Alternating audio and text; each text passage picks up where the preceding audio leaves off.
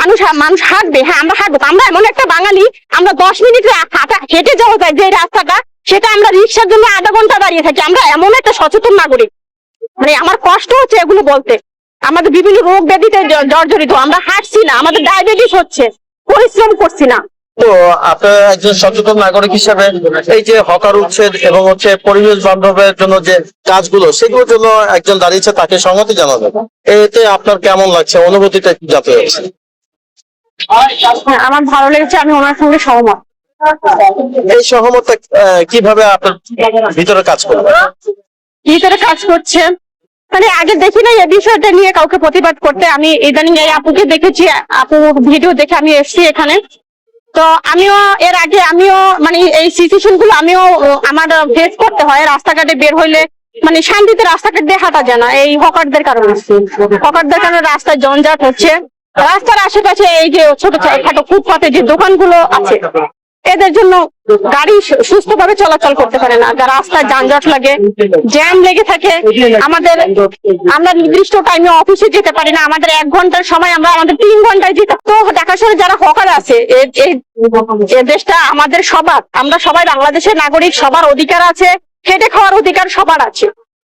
তো যারা হকার এখানে ঢাকার বিভিন্ন জেলা থেকে তারা ক্ষতিগ্রস্ত হয়ে, কৃষকরা ক্ষতিগ্রস্ত হয়ে ঢাকা শহর চলে আসে, যে তাদের পেটের দায়ে আসে।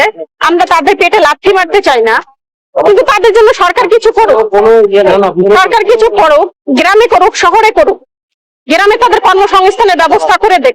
কেন সব ঢাকার শহর, মিল কারখানা ইন্ডাস্ট্রি সব কেন ঢাকার শহর? গ্রামে মিল ইন্ডাস্ট্রি, তাহলে ঢাকা শহরও যানজট নিরসন হবে, গ্রিন সিটি হবে, সবই সম্ভব হবে। রাস্তা দিয়ে হাঁটার সময় দেখা যায় প্রচ্ছাবের গন্ধ। এই যে এখান থেকে হাঁটবেন আপনি, প্রচ্ছাবের গন্ধ। এগুলো কারা করছে?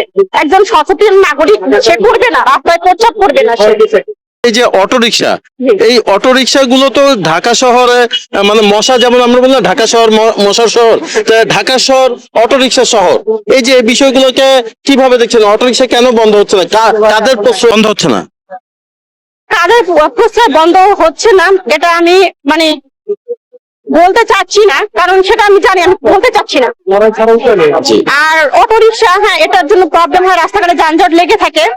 কারণ অটোরিকশা বন্ধ হোক, এটা আমি চাই অটোরিকশা বন্ধ হোক। আর রাস্তাঘাটে যে অবৈধ বাসগুলো আছে, যেগুলো মেয়াদ উত্তীর্ণ বাসগুলো, এটাও বন্ধ হোক।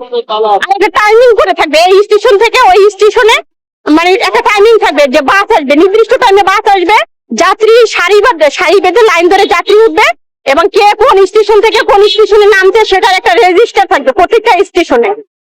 প্রত্যেকটা স্টেশনে রেজিস্টার, তাহলে আমাদের এই অটো রিক্সার দরকার হয় না।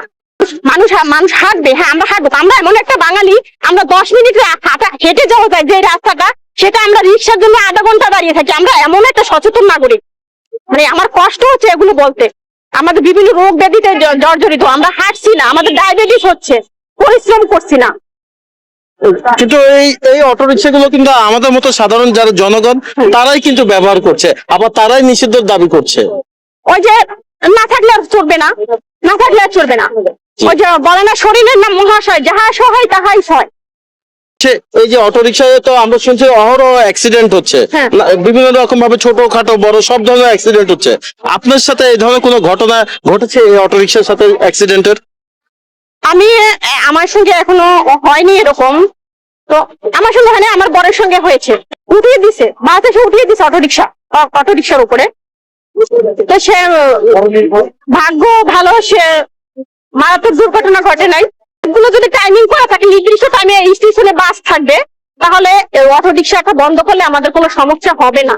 আমার মনে হয় না হওয়ার কথা।